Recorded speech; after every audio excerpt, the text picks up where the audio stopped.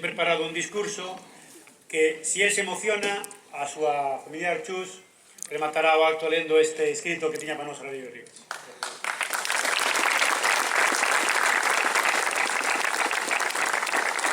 Bueno, buenos días, señoras y señores. Pero les voy a decir, mis amigos, que es lo que corresponde. Estoy agradecido que me hayan invitado a este acto en este templo, donde fue el templo del asesinato de quienes tenían ideas de libertad y de mejor vida en este mundo. Indiscutiblemente, yo pienso que en España sigue viviendo Franco.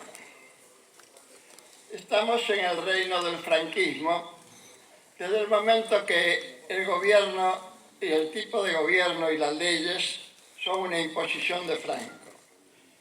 Los actos de la transición, que fue, en vez de transición, fue una traición al pueblo español, y la famosa ley de amnistía, que el criminal más grande del siglo XX impuso al pueblo español, era que él les hizo la amnistía para los criminales al mando de él. Pero el otro pueblo, el verdadero pueblo, no necesitaba la ley de amnistía desde el momento que estaban todos en fosas comunes, y los muertos no necesitan amnistía, sino que necesitan homenaje. A mí me han dado mucha importancia a lo que yo he hecho. Primero les voy a decir que lo que yo he hecho principalmente fue con respecto a mi padre. Empecé por mi padre buscando sus restos. Quería llevarlos a que estuvieran en el panteón con mi madre.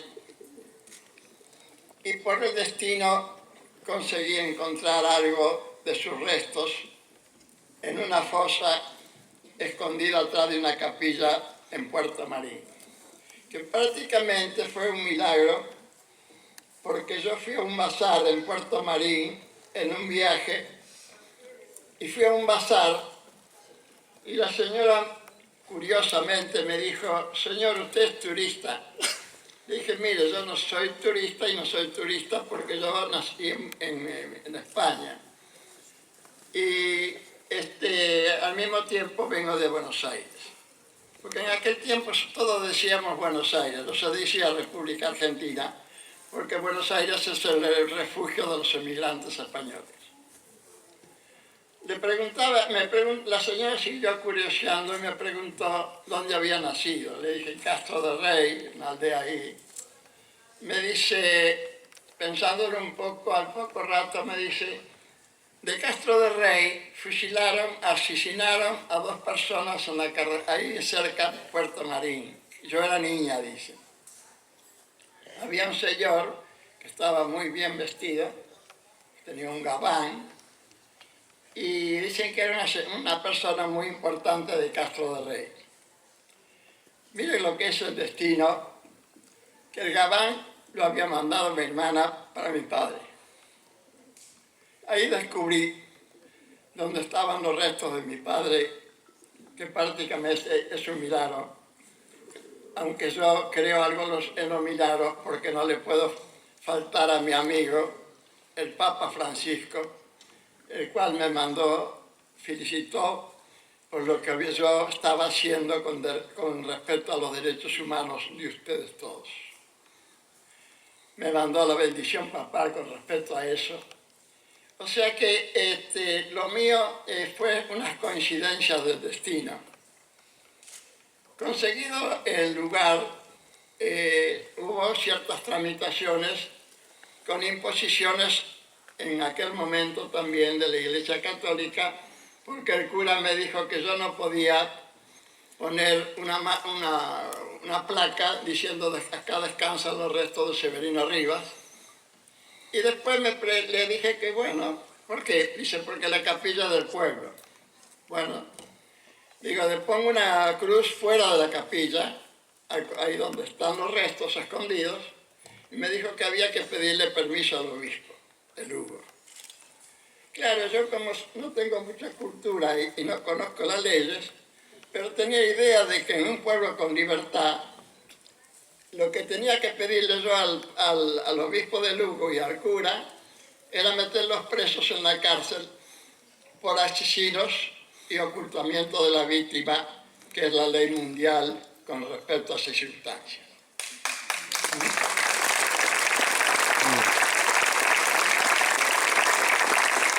Bueno, después de muchos trámites, empecé a acumular pruebas por cómo lo habían asesinado a mi padre, porque aquella gente, aparte de ser asesinos, eran brutos. Y creyeron que lo que ellos estaban haciendo era para la eternidad. Entonces opinaban de que se iba a ocultar lo que ocurriera en el futuro. Yo conseguí documentación directamente del archivo secreto del Estado. A mi padre lo procesaron por traición a la patria y portación de armas, siendo que los traidores eran los falangistas y los que portaban las armas eran los falangistas. Los falangistas entregan a mi padre, me lo secuestran en el Café España de Lugo y se lo entregan al ejército con una nota firmada por ellos mismos, que tengo yo, donde decía: se procesa a Severino Rivas por traición a la patria y portación de armas. Los militares reciben eso y hacen el proceso, pues tengo yo también, y dice: se procesa a Severino Rivas a ruego de Falange Española. Pero no conforme con eso, pasaron unos 2 meses más o menos, como tenían miedo que se les escapara la presa, han decidido el ejército entregarle a los falangistas a mi padre. Y se lo entregan un 29, y ese día 29 lo asesinan cerca de Puerto Marín, a 30 kilómetros de Lugo. Al tener toda la documentación, veo que los ejércitos lo ponen en libertad el día 29, y el día 29 aparece mi padre dando fe a un juez que no lo había visto de que mi padre estaba muerto por arma de fuego, asesinado por los falangistas. Toda la prueba era concluyente para una justicia con libertad. La continuación de esto es que todo fue de exhumación, que fue el primer gallego exhumado en Galicia. Y yo tuve suerte, no tuve suerte porque yo no conseguí lo que más hubiera deseado, que era la vida de mi padre. Pero conseguí llevar los restos a estar con mi madre, los pocos que pudimos encontrar. Y pude también poner en mármol grabado algo que no existe en España, porque tampoco no podía existir, porque al que la ponía lo asesinaban acá en España. Y dice: Severino Rivas regresa a su casa después de haber sido asesinado por los falangistas en tal fecha. Y yo puse una plaquita, no en mármol, sino sencilla, que dice: papá, descansa en paz, te lo pedí tu hijo mimado. Yo lo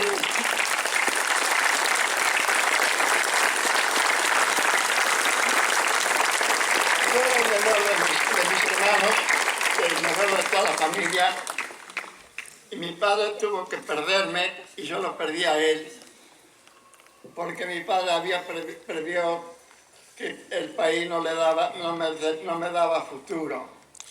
Y habiendo unos hermanos ya en Buenos Aires, me embarcó para Buenos Aires con 8 años y medio. Iba solito en el barco, pero claro, me esperaban allá en Buenos Aires. No hacía de capitán, sino que había otro que hacía de capitán, pero yo no tenía ningún mando en el barco.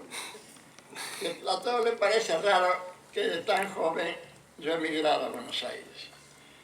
Fue una suerte emigrar, pero si hoy me lo hubiera preguntado a mi padre, le hubiera dicho que me iba a Buenos Aires.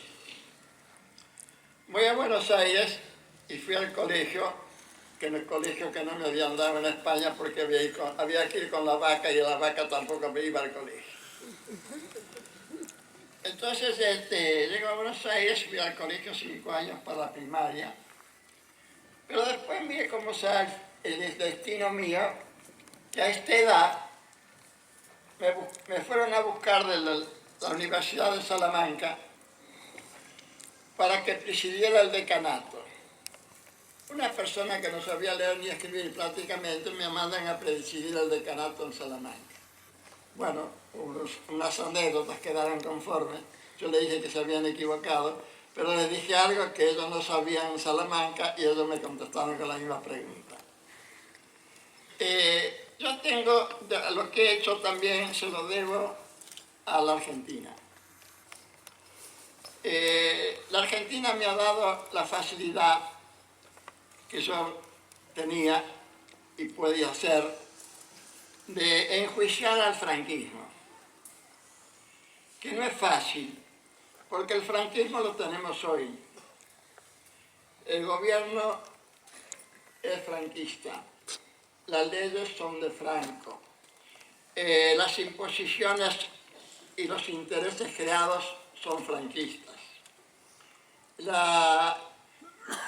Nosotros prácticamente no podemos contar con el país para ninguna clase de libertad actual. Es una vergüenza que yo no le haya podido hacer juicio a la dictadura, a los criminales, con la justicia de España, que también lo declaré ante un tribunal español. No tienen vergüenza de que yo, ciudadano español, tenga que contar con un país a donde emigré para defender mis derechos de ser humano. Acá en España, cuando yo inicié la querella, fue con una cantidad de abogados, como yo tengo más o menos 10 abogados para la querella, y iba a ser un juicio y una querella donde yo no le iba a pagar ningún honorario ni ningún gasto a mis abogados. Los abogados sabían que lo que hacían conmigo era gratuito. Podía ser el prestigio para su carrera. La señora jueza Selvina de Cubría, que estuvo acá en España 2 veces a tomar declaración a gente que no podía ir a la Argentina porque no podía caminar o no tenía medios, asentó jurisprudencia y fue una excepción en la justicia mundial. Que un país extranjero venga a tomar justicia a otro país que no se puede hacer. Sin embargo, se pudo hacer porque yo tengo el apoyo de la justicia internacional, porque las pruebas que yo he presentado eran concluyentes de lo que había pasado en España y no me podían negar. Hoy ustedes estarán enterados de que ya tenemos miles de declaraciones de gente que han asesinado en España. Tenemos ya procesado al niño, un alto criminal de la Guerra Civil Española. Tenemos procesado a otro señor que creo que se llama Macias o no sé cuánto. Uno de esos personajes es el suegro del señor Gallardón, ministro de Justicia de España. Por eso que he llegado a las intimidades del crimen. Y estamos teniendo un éxito.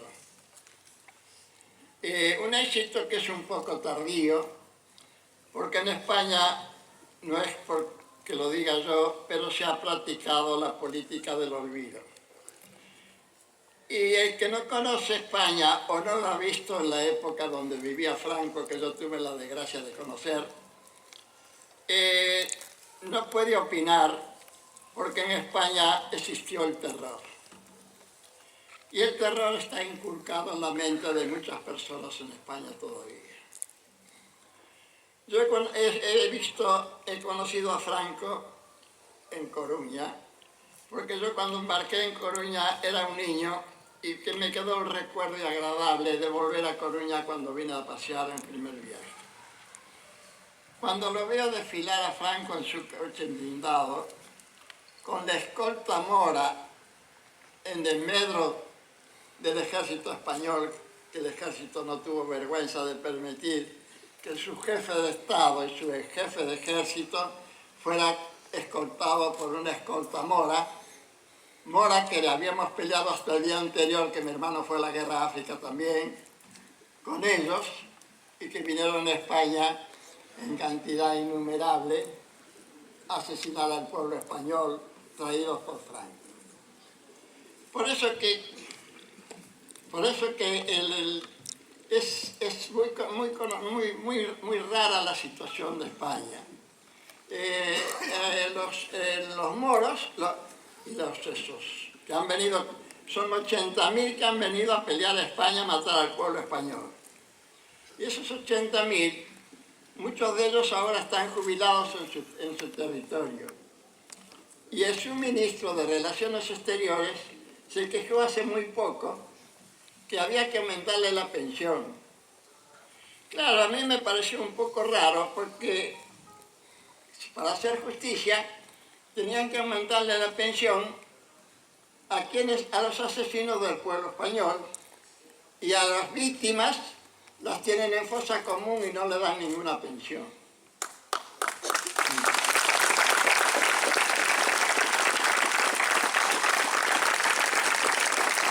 Bueno, no les quiero contar más intimidades, porque también tengo mis defectos y por ahí ustedes me descubren. Pero yo estoy agradecido a la Argentina para siempre. Tanto es así que cuando me han hecho un homenaje en Lugo, un homenaje en alguna parte fuera de Argentina, pido que me pongan la bandera argentina. Y mis amigos de Lugo me han regalado 2 cuadros que me los entregó el obispo de Mondoñedo, donde una parte es Argentina y otra parte es España. La Argentina, como un emigrante gallego como soy yo, que no tiene ninguna trascendencia política, porque nunca me metí en política, porque la política mismo no me gusta mucho, y tampoco en el caso mío no puedo aceptar ni política ni intereses económicos. Yo no cobro nada por lo que hago, pero tampoco pago. Porque si en defendiendo los derechos humanos o queremos hacer algo por los humanos, si mezclamos los intereses no defendemos los derechos humanos. Y es muy triste porque todavía viéndolos a ustedes, sabiendo lo que han sufrido y lo que sufren, y que comparten el dolor conmigo, me hace que me quede de este lado, porque si no ya hubiera pasado al reino animal.